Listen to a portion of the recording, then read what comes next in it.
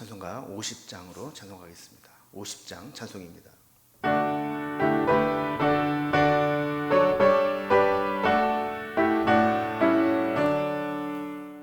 내게 있는 모든 것을 아낌없이 드리네. 사랑하고 의지하며 주만 따라 살리라. 주께 드리네. 주께 드리네.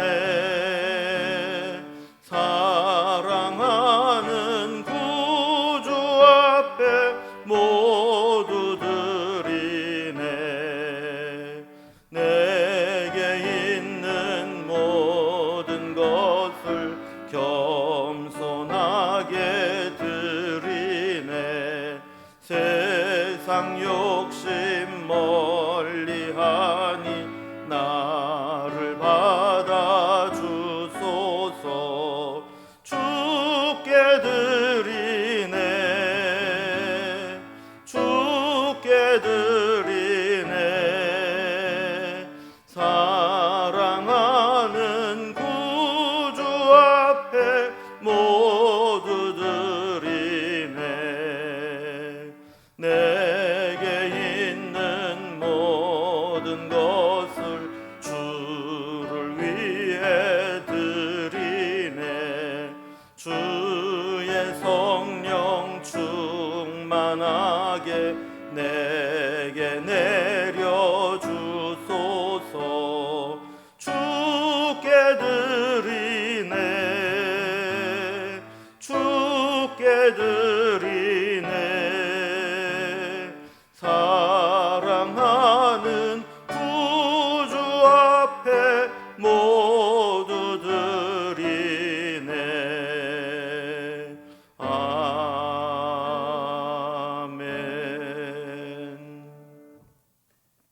함께 하는 하나님 말씀은 구약성경 민수기 15장 1절에서 21절까지 말씀입니다. 민수기 15장 1절에서 21절까지 구약성경 219면에 있습니다. 말씀을 제가 봉독하겠습니다. 여호와께서 모세에게 말씀하여 이르시되 이스라엘 자손에게 말하여 그들에게 이르라. 너희는 내가 주어 살게 할 땅으로 들어가서 여호와께 화제나 번제나 서원을 갚는 제사나 낙헌제나 정한 절기제에 소나 양을 여호와께 향기롭게 드릴 때에 그러한 헌물을 드리는 자는 고운 가루 10분의 1에 기름 4분의 1 흰을 섞어 여호와께 소제로 드릴 것이며 번제나 다른 제사로 드리는 제물이 어린 양이면 전제로 포도주 4분의 1 흰을 준비할 것이요 숫양이면 소제로 고운 가루 10분의 2에 기름 3분의 1 흰을 섞어서 준비하고 전제로 포도주 3분의 1 흰을 드려 여호와 앞에 향기롭게 할 것이요 번제로나 서원을 갚는 제사로나 화목제로 수송아지를 예비하여 여호와께 드릴 때에는 소제로 고운 가루 10분의 3 에바에 기름 반 흰을 섞어 그 송아지와 함께 드리고 전제로 포도주 반 흰을 드려 여호와 앞에 향기로운 화제를 삼을지니라. 수송아지나 순양이나 어린 순양이나 어린 염소에는 그 마리수마다 위와 같이 행하되 너희가 준비하는 수요를 따라 각기 수효에 맞게 하라. 누구든지 본토 소생이 여호와께 향기로운 화제를 드릴 때에는 이 법대로 할 것이요 너희 중에 거류하는 타국인이나 너희 중에 대대로 있는 자나 누구든지 여호와께 향기로운 화제를 드릴 때에는 너희가 하는 대로 그도 그리할 것이라. 회중 곧 너희에게나 거류하는 타국인에게나 같은 율례이니 너희의 대대로 영원한 율례라. 너희가 어떠한 대로 타국인도 여호와 앞에 그러하리라. 너희에게나 너희 중에 거류하는 타국인에게나 같은 법도 같은 규례이니라. 여호와께서 모세에게 말씀하여 이르시되 이스라엘 자손에게 말하여 이르라. 너희는 내가 인도하는 땅으로 들어가거든 그 땅에 양식을 먹을 때에 여호와께 거제를 드리되 너희의 처음 익은 곡식 가루떡을 거제로 타작마당에 거제같이 들어 드리라. 너희의 처음 익은 곡식 가루떡을 대대에 여호와께 거제로 드릴지니라. 아멘. 우리가 지금 살펴본 민수기 13장, 14장은 이스라엘 백성들이 가데스 바네아에서 가나안 땅을 정탐하고 돌아오게 되면서 그 과정에서 아주 불순종하고 불신앙적인 태도를 보이고 또 악의적인 원망과 불평을 하게 되면서 이스라엘 백성들이 자칫하면 광야에서 몰살당할 위기에 처했던 것을 살펴보았습니다. 사실 그만큼 이제 현실은 어려웠고 가나안 땅에 존재하는 눈앞에 보이는 상황도 만만치 않았던 것은 사실입니다. 자, 이렇게 광야에서 있었던 사건들을 13장, 14장에서 기록을 하다가 15장에 오면 갑자기 앞으로 미래에 가나안 땅에 들어가게 되면 그때 이렇게 해야 된다라고 하는 말씀을 하십니다. 이것은 하나님께서 저들이 이스라엘 백성들이 잠시 불순종한 죄로 심판의 경고는 있었지만 결국은 하나님께서 말씀하신 대로 언약을 지키시고 이스라엘 백성들을 가나안 땅으로 이끌어 가실 것이다 라는 것을 확증하는 말씀이죠. 즉각적인 심판은 유보하지만 하나님의 백성이라면 그 땅에 들어갔을 때 이렇게 살아야 된다라는 것을 교훈해 주시는 겁니다.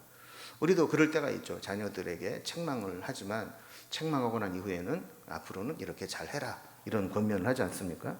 그러니까 이스라엘 백성들에게도 하나님께서 주시는 말씀이 그런 것이죠. 심판과 형벌을 말씀하셨지만 그러나 결국은 가나안 땅에 들어갈 것이니까 가나안 땅에 들어가면 이렇게 하나님 백성으로서 살아야 된다라는 교훈을 주시는 겁니다. 제일 먼저 가나안 땅에 들어가면 해야 될 것이 하나님을 예배하는 제사 제도입니다. 이미 이런 제사 제도는 레위기에서 하나님께서 미리 말씀을 다 해 주셨죠. 그런데 여기에 몇 가지 추가되는 내용을 보완하면서 하나님과의 관계를 가나안 땅에 들어가서도 어떻게 지속할 수 있을 것인지에 대한 방법을 말씀해 주시는 겁니다. 오늘 이제 본문을 이제 단락별로 좀 살펴보면 먼저 1절에서 12절까지는 약속의 땅에 들어가서 추가되는 제사 제도입니다. 이미 있었던 제사법에 어떤 제물을 더 바쳐야 되는지 하는 것이 추가되는 내용이죠. 그리고 13절에서 16절까지는 이 제사 제도는 본토인 이스라엘 백성들뿐만 아니라 타국에서 함께 와서 살고 있는 모든 자들에게도 동일하게 적용되어야 한다라는 것을 강조합니다. 17절에서 21절까지는 특별히 그 땅에서 첫 열매를 얻게 될 때 그것은 거제로 하나님께 제사를 드려야 된다라는 내용으로 되어 있습니다. 단락별을 살펴본다면 첫 번째입니다. 이스라엘 백성은 지금은 광야를 헤매고 있지만 그들이 결국 가나안 땅, 약속의 땅에 들어가게 될 텐데 만약에 약속의 땅에 들어가게 된다면 거기에서는 어떻게 해야 될 것인가? 첫 번째로 제사 제도를 말씀해 주셨다 그랬습니다. 자, 2절에 보면 백성들에게 말씀을 전하라 하시면서 너희는 내가 주어 살게 할 땅에 들어가서라고 말씀을 하죠. 제일 중요한 게 내가 주어 살게 할 땅에 들어가서입니다. 이제 지난번에 살펴본 것처럼 가데스 바네아에서 정탐꾼을 보내고 그로 인해서 원망과 불평과 불신앙으로 인해서 저들은 심판과 형벌을 경고받게 되었습니다. 또 끝까지 불순종했던 자들은 호르마에서 또 몰살당한 위기에 처하기도 했습니다. 그러나 하나님은 결국에 가나안 땅에 들어가 살게 하시겠다라는 겁니다. 이스라엘 백성들은 불순종했지만 하나님은 그 언약을 지키시겠다라는 것이죠. 그러니까 심판이 예고되었다가 집행되기 바로 직전에 유보되어서 그들에게 새로운 소망을 주시는 말씀이죠. 하나님께 허락하실 가나안 땅에 들어가게 되면 화제, 번제, 서원제, 낙헌제, 절기에 드린 제사 이런 것들을 드리라고 말씀을 합니다. 근데 우리가 이미 이런 제사 제도는 레위기에서 자세하게 말씀을 주셨죠. 그런데 여기 보면 상황이 바뀌었기 때문에 마치 언약을 갱신하면서 추가 조항이 첨가되듯이 레위기에 주신 제사 제도에 추가해서 드릴 예물들이 포함되어 있는 것을 말씀합니다. 추가되는 내용은 제물에 따라 추가되는 소제와 전제의 예물이 있다는 것이죠. 공통된 내용은 제사의 종류에 따라서 소제물이나 전제물이 달라지는 것이 아니라 이 제물이 크고 많을수록 소제와 전제의 양도 많아지는 것을 보게 됩니다. 그러면 제사별로 어떤 예물과 또 어떤 소제, 전제물이 들어가야 되는지 살펴봅니다. 먼저 3절에 보면 여호와께 화제나 번제나 서원을 갚는 제사나 낙헌제나 정한절기에 소나 양을 여호와께 향기롭게 드릴 때에 그랬습니다. 여기는 소로 되어 있지만 나중에 이렇게 보게 되면 이것은 소라기보다는 어린 송아지로 볼 수 있습니다. 자, 이렇게 어린 송아지나 양을 드릴 때에는 4절에 보면 고운 가루 10분의 1에 기름 4분의 1 흰을 섞어서 여호와께 소제로 드리라 그랬습니다. 그리고 5절에 보면 이런 어린 양을 번제나 다른 제사로 드릴 때에는 포도주 4분의 1 흰을 전제로 준비하라 그랬죠. 또 6절에서 7절을 보면 만약에 제물이 숫양인 경우에는 소제로 고운 가루 10분의 2에 기름 3분의 1 흰을 준비하고 전제로는 포도주 3분의 1 흰을 들여서 여호와 앞에 향기롭게 할 것이다 라고 말씀을 합니다. 또 8절에서 10절까지 보면 번제나 소원제나 화목제로 드릴 때 제물이 만약에 숫송아지일 경우에는 소제로 고운 가루 10분의 3 에바에 기름 반 흰을 섞어 드리고 전제로 포도주 반 흰을 함께 드리라고 말씀합니다.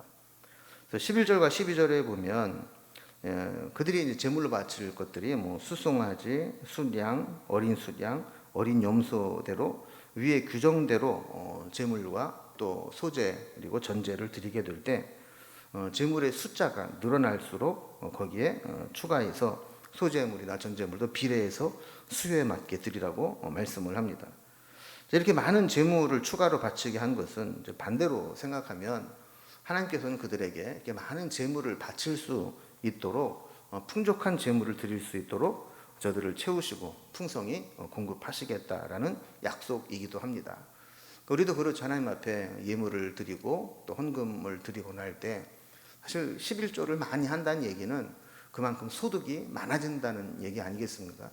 하나님께서 이스라엘 백성들에게 이렇게 더 많은 제물을 요구하셨다는 얘기는 그 제물을 감당할 수 있을 만큼 더 풍족하게 공급하시겠다라는 약속이기도 한 것이죠. 가나안 땅에 들어가게 될 때 이렇게 하나님과의 관계, 하나님 앞에 제사 제도를 통해서 하나님 앞에 드려야 될 것들을 말씀하는 겁니다. 두 번째는 이 제사 제도를 지킴에 있어서 본토인이나 타국인들에게 동일하게 적용되어야 한다라는 말씀을 합니다. 이렇게 새롭게 추가된 제사 제도에 한 가지 더 첨가된 내용이 있습니다. 그것은 이 제사 제도를 지킴에 있어서 본토인이나 타국인이나 차별이 없이 동일하게 적용하라는 것입니다. 먼저 본토 소생의 제사 제도에 대한 의무를 이야기합니다. 13절에 보면 누구든지 본토 소생이 여호와께 향기로운 화제를 드릴 때에는 이 법대로 할 것이요라고 했습니다. 이 본토 소생은 가나안 땅에서 태어나고 가나안 땅에서 이제 정착해 살게 되는 이스라엘 백성들을 이야기하는 것이죠. 그리고 이어서 타국인에게도 동일하게 적용하라 그럽니다. 14절에 보면 너희 중에 거류하는 타국인이나 너희 중에 대대로 있는 자나 누구든지 여호와께 향기로운 화제를 드릴 때에는 너희가 하는 대로 그도 그리할 것이라 그랬습니다. 아까 본토 소생은 이스라엘 백성들이라고 했죠. 아직 그 땅에 들어가지 못했지만 하나님은 반드시 이스라엘 백성들을 그 땅으로 데리고 가실 것이기 때문에 미래에 차지할 땅으로 확정을 지으면서 그들이 이제 본토인이 될 것이다라고 말씀을 하는 겁니다. 그리고 그 백성들과 함께 타국인들이 있는데 이 타국인은 원래 이스라엘 백성은 아니었지만 이미 출애굽할 때부터 이스라엘 백성과 함께 동행하면서 섞여 살아온 요즘으로 말하면 어떻게 말하죠? 영주권자라고 볼 수 있겠죠. 오랫동안 함께 살아왔거나 또 새롭게 와서 정착을 하게 된 사람들, 그런 사람들도 예외나 차별이 없이 동일하게 본토인들이 지키는 제사 제도를 지키라고 말씀을 합니다. 15절과 16절 말씀을 종합을 해보면 종합적으로 이스라엘 백성들이 함께 거류하는 이 타국인에게나 같은 율례를 적용하라고 말씀을 하는 거죠. 그러면서 이것은 대대로 지킬 영원한 율례를 하시면서 중간에 이것은 변경되지 않고 확실하게 최종적으로 그들이 지켜야 될 규례다라고 말씀을 합니다. 자, 이제 하나님의 나라는 혈통이나 출신으로 결정되는 것이 아니라 그들이 하나님의 나라에 하나님의 공동체에 같이 있느냐, 그리고 말씀에 순종하고 믿음에 따라 사느냐, 여기에 따라 결정된다는 것을 보여주는 것입니다. 그리고 마지막 이제 세 번째로 보면 거제물로 드린 첫 열매입니다. 제물에 소제물과 전제물이 추가로 함께 드리라는 규정 외에 한 가지 제사법을 더 말씀하시는데 그게 첫 열매에 대한 거제입니다. 18절 말씀 보면 여기에도 너희는 내가 인도하는 땅으로 들어가거든 이라는 말씀을 전제로 합니다. 그러니까 지금 광야에 있을 때가 아니라 광야 생활을 마치고 가나안 땅에 들어가게 된다면 거기에서 이렇게 하라라는 말씀이죠. 이 말씀을 지금부터 기억하고 있다가 가나안 땅에 들어가게 되면 이대로 행하라라는 겁니다. 19절에 보면 그 땅의 양식을 먹을 때에 여호와께 거제를 드리되 그랬습니다. 지금 이스라엘 백성이 광야를 지나갈 때는 하나님께서 하늘에서 내려주시는 만나를 먹고 살아갑니다. 그러다가 가나안 땅에 들어가서 그 땅의 소산을 먹게 되는 날 만나는 그치게 되어 있습니다. 드디어 그들이 가나안 땅에 들어가서 그 땅에서 수확한 양식을 먹게 될 때 그 양식을 먼저 소산물을 거제로 드리라는 겁니다. 이 거제라고 하는 것은 제물을 높이 들어서 하나님께 바치는 제사입니다. 특히 20절에서 21절을 보면 너희의 처음 익은 곡식 가루 떡을 거제로 타작 마당에 거제같이 들어 드리라. 너희의 처음 익은 곡식 가루 떡을 대대에 여호와께 거제로 드릴지니라 그랬습니다. 우리가 흔히 첫 열매 이런 얘기를 하는데 이 첫 열매를 하나님 앞에 드린다라고 하는 것은 이후에 계속해서 이어지는 추수하는 열매들이 다 하나님의 선물이고 하나님께서 주신 은혜다라고 하는 고백이 여기에 담겨져 있는 것이죠. 하나님은 원래 처음 것은 하나님의 것이라고 구별하라고 레위기를 통해서 말씀해 주고 있습니다. 마찬가지로 그들이 가나안 땅에 들어가서 첫 번째 수확을 얻게 되면 그것 역시 하나님 앞에 드리면서 거제로 하나님 것입니다라고 의미를 새기라는 겁니다. 우리는 늘 하나님께서 받으시기 합당한 예배를 드려야 합니다. 하나님께서도 우리에게 감당할 수 없는 은혜와 선물을 주셨습니다. 그렇다면 우리도 하나님께 합당한 예물과 예배를 올려드려야 하는 것이죠. 심판을 면하고 살아남게 된 것에 더해 변함없이 가나안 땅에 대한 약속을 유지시켜 주실 때 우리는 거기에서 합당한 추가로 첨가된 예물을 드리듯이 우리도 일상적인 은혜뿐만 아니라 새롭게 특별한 은혜가 주어지게 될 때 그 은혜에 합당한 예물과 예배를 올려드려야 한다는 것입니다. 그리고 복음 안에는 차별이 없다라는 것을 말씀하죠. 복음의 은혜에는 차별이나 소외됨 없이 누구에게나 동일하게 적용되어야 한다는 것을 알려주십니다.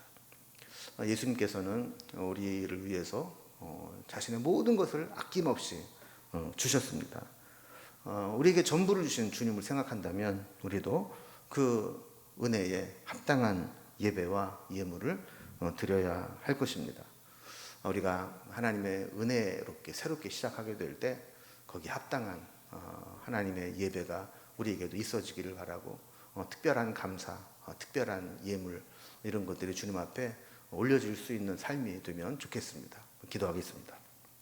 하나님 아버지, 이스라엘 백성도 힘든 광야 생활을 하면서 멸절될 수 있는 위기를 겪었지만 하나님은 모세의 기도를 통해서 즉각적인 심판을 유보하시고 그의 자녀들을 통해서 가나안 땅에 들어가게 하시며 새로운 공동체를 이루게 하셨습니다. 그들이 이미 받았던 제사 제도가 있었지만 새롭게 들어가게 될 때 새롭게 추가되는 규례들이 있음을 보게 됩니다.